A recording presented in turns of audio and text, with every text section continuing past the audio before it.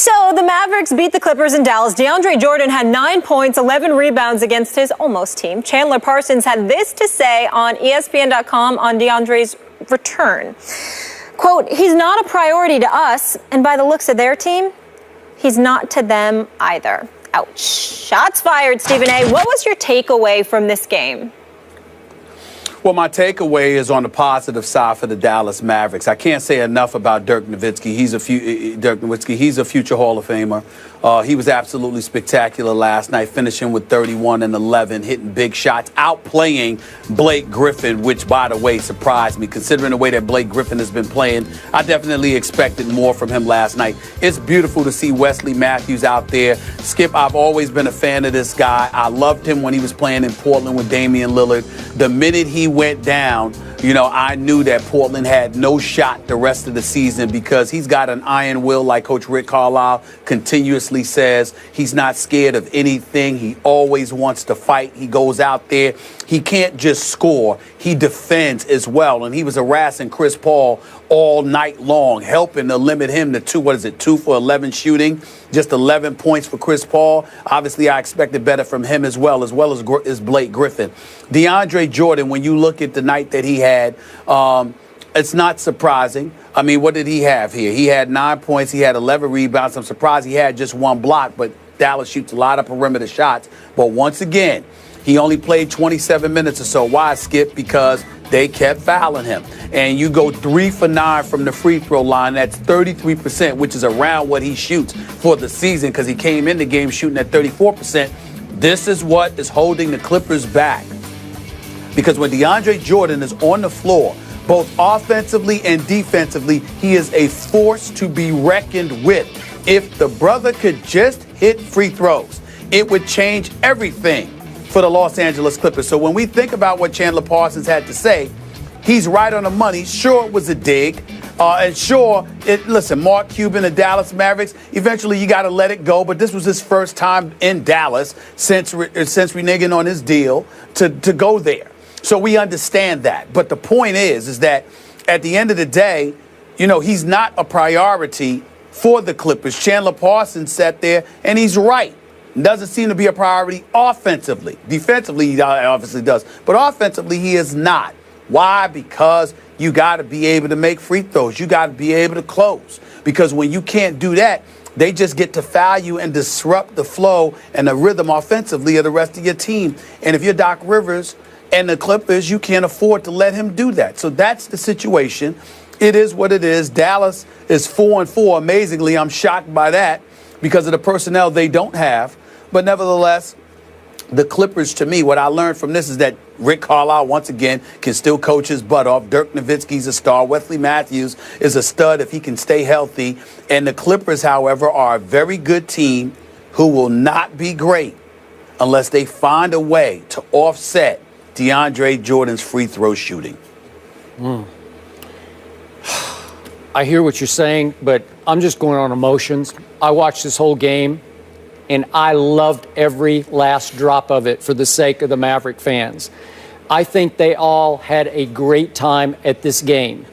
And I can relate to Maverick fans because, if you remember, I covered this franchise from its inception for its first 18 years of existence. So I think I know their heartbeat and their psyches. They're not like, let's say, Philly fans who are going to boo Santa Claus. They're not like that. They're not mean-spirited. They're not nasty to me. I guess you could, there might be one or two somewhere, but in general, they just like to go scream and yell for their Dallas Mavericks. And last night, they weren't. I don't think anybody threw anything. I didn't hear anything about anything getting thrown. So it was just they just booed DeAndre Jordan upon his return. And what I loved about it was, as I said on the show yesterday, they could boo him the most when he was standing by himself at the free throw line. And it was just a joy to watch him miss 6 out of his 9 free throws because it just brought the house down. It was fun. And again, he spurned them, he burned them, and they got a small measure of revenge last night. Just a little slice of early season justice. That's all it was. It doesn't amount to a whole lot.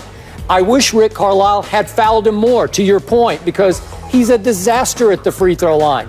He's shooting 34% for the year. He was 33% last night. And I wanted, as I said yesterday, I wanted to see him shoot 29 free throws. I thought Rick kind of took the high road there, because down the stretch, especially toward the 2-minute mark, you could have put him on the line even more than they did. They did some. He made a couple late, but 3 out of 9. So my point is that it was a fun game to watch for the Maverick fans. They got even for the year, 4-4. Dirk had a big night. He had 5 out of 6 threes, as you point out. Last one might have been a little lucky. I don't think he called glass on it, but it went in. It was their night. So good for Maverick fans. You got to take it out on a guy. And Stephen A., you make the point he's a good guy. I think DeAndre's, if I can, he's more lover than fighter. I think he's like good-hearted guy. A lot of guys would get their mad on and go back into Dallas like they're on a mission to put, shut these fans up.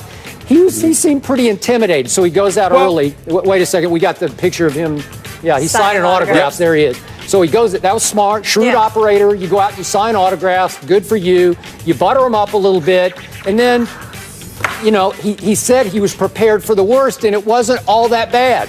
Because Maverick fans aren't all that bad. They're just going to boo you mostly when you touch the ball, which is rare, and especially when you're at the free throw line. And then to cap it off, the Chandler Parsons dig is subtle but brilliant to me. Not a priority to us, not a priority apparently to the Clippers, because he took only 5 shots, and I'm looking at the first 9 players who played for the Clippers, and of those 9, he took the fewest shots. Well, we know that. He's not going to be a priority, and Dallas, their whole pitch was, we're going to build around you. We're going to make you a star here. So good for the Dallas Mavericks.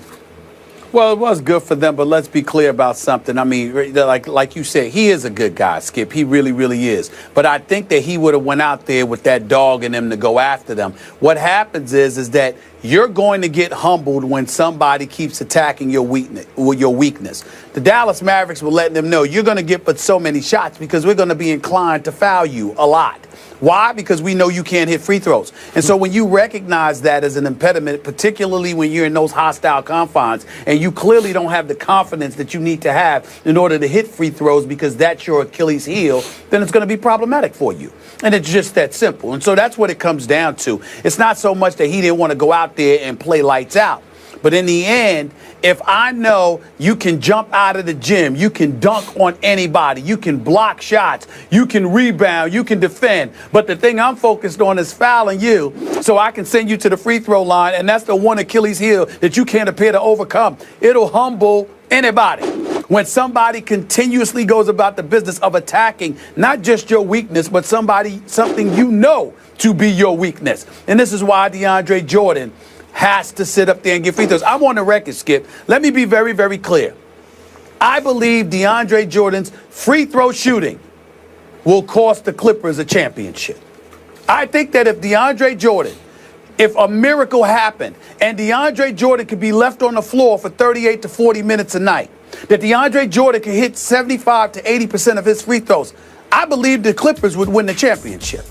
But he's not going to do that. And that's why they can't even come out of the West, because they got to play without him when it matters most, or depend on his free throw shooting because you're going to send him to the free throw line.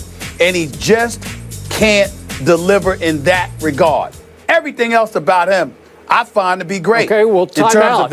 Are you saying that the Clippers should have left him in Dallas? Because that's what you're suggesting. No. No. I'm saying that you have to find a supplementary piece to put in when money time arrives and be okay without him. I think that it's almost, it's not almost, but it's similar to what I say. You know, when we're talking about some of the greatest closers in history, guys that you have in the last 2 minutes, and you would say, well, not LeBron. And I tell you, yeah, but I want LeBron the other 46 minutes. Sure. You know, it's sort of akin to that. Okay, but I want DeAndre Jordan on my squad. They subbed for him last night late, game toward the end. But it's not good enough. No, I'm saying it's not good enough. Yeah. Whatever they do to sub for him, it's too much of a loss when he is off the floor because he's so formidable defensively. You just need him out there. He neutralizes a lot of things that other people want to do. There's no excuse in the world why the Clippers should be 5-3 right now. Yeah. They're too good for this. But when you can foul them, what do you want? Yeah, well, there's one coach who will put him on the line from start to finish, and that's Coach Popovich. Although I must tell you, the Clippers did beat my Spurs in 7 games, so they overcame that last year. But that was because of the greatness of Chris Paul and Blake Griffin. Yeah. All right. It was a lot of things, but I'll leave it at that. Okay, let's leave it there. In this next game, there will be serious booing when the New England Patriots head to New York. JPP says he will get to Tom Brady on Sunday, but did the pass rush